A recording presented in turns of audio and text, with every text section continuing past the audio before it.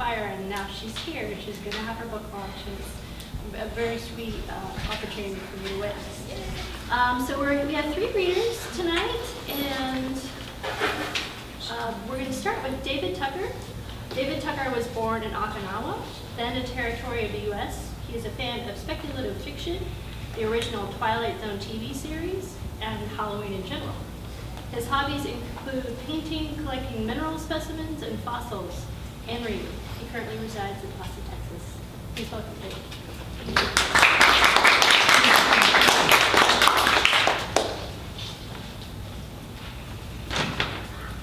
I'm going to read a short story from my collection called Grotesqueries. The title of the story is Yes, but Is It Art? Okay. This is New York City in the present day. Anywhere else at this hour, and it would be considered very late. This dark penthouse belongs to the internationally renowned sculptor known as Amari, full name, Amari Kazumimi. Amari is in bed. She cannot hear it, but there is an odd noise, a soft clicking, coming from the other side of her door. Soon the door silently opens and a darkly clad figure slips inside. The burglar turns on a pen light before making his way about the apartment. Amari is down the hall some 20 feet away. Amari awakes with a snort, tenses, and then stiffens. She remains in bed, listening intently. Amari hasn't heard anything, actually, because of her turban that she's wearing. She doffs her eye mask and then slowly gets up. She just thinks she has heard something. She slowly gets up, moving as quietly as possible. She hears a slight sound now. Someone is there. She can tell that the intruder is now just outside her bedroom. Amari is paralyzed with fear. She shakes as she clutches her blanket, wringing it, and waits for him to enter. But the burglar does not open up the bedroom door. Amari could hear the wooden floor creak softly as the burglar went on past the bedroom and down the hall. She waited a few seconds. He must be at the end of the hall by now, she thought. Very slowly, Amari opened the bedroom door, then walked to the end of the hallway into the opposite direction, towards the living room. He hadn't heard her. He hadn't opened up any of the doors in the back of the apartment yet. Amari felt the end of the wall for the light switch. Slowly, quietly, she fanned her right hand in the direction of the light switch until she made contact with it. She stopped. Amari turned and pulled off her turban with her left hand, and she dropped it to the ground. She kept her right hand on the light switch. The intruder heard the noise and spun around. At that instant, Amari flicked on the light. The burglar instinctively pulled out his weapon. His arm was still extending in the process of firing, but instead of firing, he froze in terror.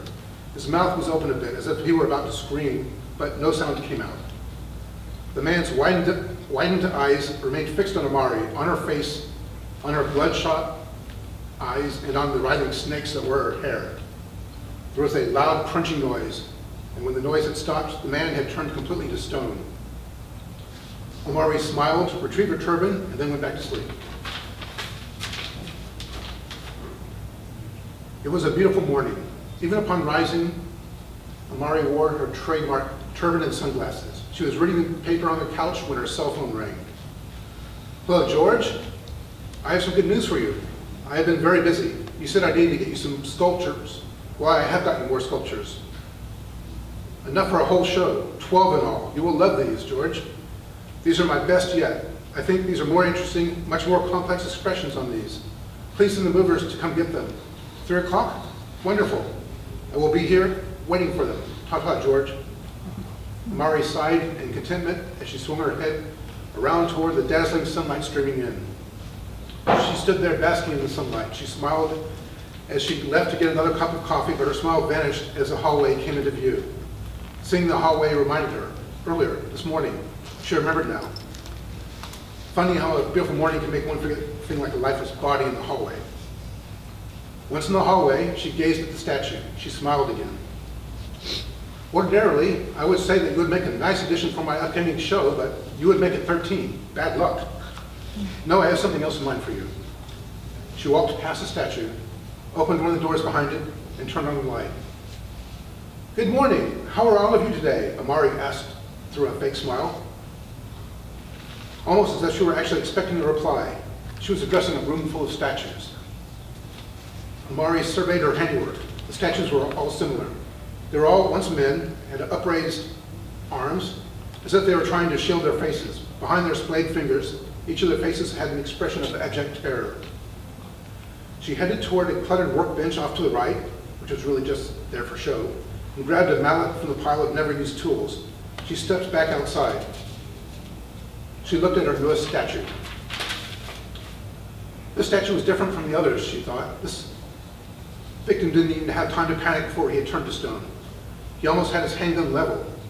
The more that Amari thought about it when she looked at it, the more she thought that this one statue, the only one that she had not planned in advance, looked the best out of all her work, some 50 statues in all. She was really pleased with it. The statue just looked so natural. The statue looked like a real criminal, or maybe a TV detective drawing his weapon. Suddenly, something occurred to Mari. He almost had time to pull the trigger. He was going to kill me. At this thought, Amari flew into a rage. She brought the mallet down on the statue and smiled wildly as it fell apart. She struck it again and again. Amari kept smashing portions of the statue, picking up speed as her anger increased, until there was only a small pile of dust. She left to get her broom and dustpan. As she swept up the remains, Amari talked to the debris. I do owe you a debt, I suppose. You gave me the most marvelous inspiration. I will pose all my models doing common day-to-day things instead of just having them stand there straight and all. From now on, all my statues will be dynamic. She emptied the dustpan into the garbage. Ashes to ashes, she said with a sneer. She looked at her garbage can. How many lonely women have you terrorized, killed? You horrible man. I hardly think that I would have been your first victim. You got what kept coming to you. With that, she went back to her newspaper. Amari was enjoying the news, mostly stories about crime, disasters, and famine, when, as often happened, she eventually came upon an article that killed her desire to read the paper altogether. Perusing the arts section, becoming irritated at having to turn page after page before finding anything remotely connected with the visual arts. Typical, she thought. Art section indeed. She often checked out the gallery listings, but she didn't have a show currently listed, so she skipped it. Then she came upon the main article. Amari winced. Jason Connors, she raged. The subject of the article was Jason Connors, the current wunderkind of the art world. Amari hated Jason for what he was, young, age 22, wealthy without having had to earn said wealth, trust fund, and well-connected, a graduate of the Rhode Island School of Design, and already featured in the biennial.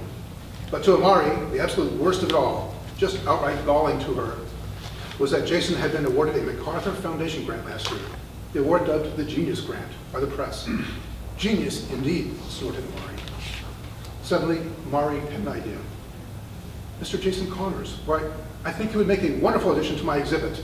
Bad luck began. Amari called her art dealer and had him contact Jason Connors' dealer to arrange a meeting with the young artist, under the pretext that Amari wanted him to pose for her. Both dealers were ecstatic at the prospect. Jason was not as enthusiastic. In fact, he tried to beg off, being under a deadline for his next show. But eventually, he relented and consented to have Amari come to the studio to take some reference photos, just so he'd be left alone to get back to his work. But Jason figured it wouldn't take long for her to have some pictures taken and then get out. He didn't see any reason why he would have to actually talk to her much. He was under a deadline. Surely she would understand that. Their dealers were crestfallen upon being ordered by both artists not to contact the media. It was a big day, the day that Amari was to pay Jason a visit. She was so excited. Amari sneered all the way to Jason's loft in the currently trendy part of town. She sent the taxi away. Amari stood in front of Jason's building, smiling as she pictured the little shit turning to stone. She sneered one last time before entering. With great restraint, she politely hailed Jason on the intercom. "Come in, I'm in the back," a voice shouted. He buzzed her in. Amari huffed. He didn't even have the common courtesy to greet her in person. That's the trouble with youth today, she thought. No knowledge of manners, not even the basics. The world owes them everything. Amari was going to enjoy this. Amari went inside. She heard some noise coming from the very back. She undid her turban as she walked toward the sound. It was definitely sawing of some sort. The snakes atop her head writhed back and forth. A back room served as Jason's studio. She saw Jason. His back was turned to her. Of all the impudence, he was working on something with a file. Amari knocked on the doorframe. "Hello, Mr. Connors," Amari said sweetly while smiling malevolently. "Come in," Jason said. He still had his back to her. Amari entered slowly. The studio disgusted her. It was full of trendy kitsch. It was so cluttered. There was a beanbag in the corner. There were gigantic inflatable things. There was a good deal of furniture from the 60s throughout the room. He wasn't even alive in the 60s. How could he possibly do anything here, she wondered. Amari laughed to herself at the thought. Jason Connors had such poor taste. Suddenly, Amari became irritated by a twirling group of bright, tiny lights that seemed to be revolving about the room and constantly shining in her face. Jason now appeared to be welding something. His back was still turned to her. The lights swirled around Amari faster and faster, growing in size and then shrinking. It was annoying, whatever it was. "What on earth is that annoying thing with all the lights?" Amari wailed. She heard him guffaw. He didn't bother to turn around or even take his goggles off. "That's called a disco ball. Do you know what disco is?" Jason stared. It was then that Amari saw them. She saw hundreds of reflections of herself. She screamed. She quickly caught herself and recoiled in horror. She immediately raised her arms to cover her face, but it was not quickly enough. Jason flipped up his goggles and whipped around to see what was going on. There was an odd sound. He saw a statue there that wasn't there before. "What the?" was all he could say for some time. At first he stared in confusion and then in amazement at what was once Amari. After several moments, a smile slowly formed on his face. He had an idea. Jason had to search for a while before he found the right type of file he needed, but once he found it, he started working immediately. He went over every stone snake on Amari's head with his file, smoothing out each one until all detail disappeared. Gone were the snake's eyes and scales. Jason had reshaped the snake's heads, making them look more like tubes. In about an hour, he was done. Jason looked at his work and smiled. Amari now looked like she was sporting truly impressive dreadlocks. Instead of a mass of snakes for her hair, Amari had assumed the classic Amari statue pose. Jason then called the dealer. The art world was shocked at the bizarre disappearance of Amari. Sure, Jason had to answer lots of questions for the police, since he was the last person to see her alive, and the police probably thought Jason was guilty, but there was no forensic evidence even suggesting that Jason could have killed Amari. The case was given to the cold case unit, and the New York Police Department publicly vowed, though, that they would never give up on this case. Not that Jason cared.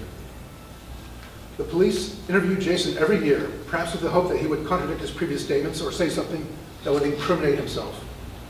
Jason considered it all a small price to pay. Jason said the same thing to the police each year. He really did not know Amari.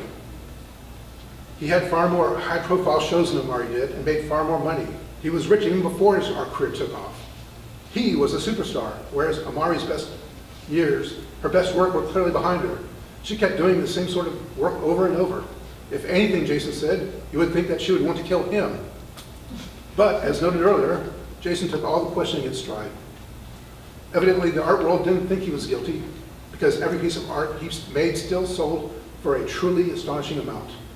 That was all that mattered to Jason, after all. There was one more thing. After things had quieted down a bit, Jason made $15 million more by selling the statue Amari had made of herself and given to Jason as a gift, the story Jason gave to reporters and the police. A new record for one of Amari's sculptures. Thank you.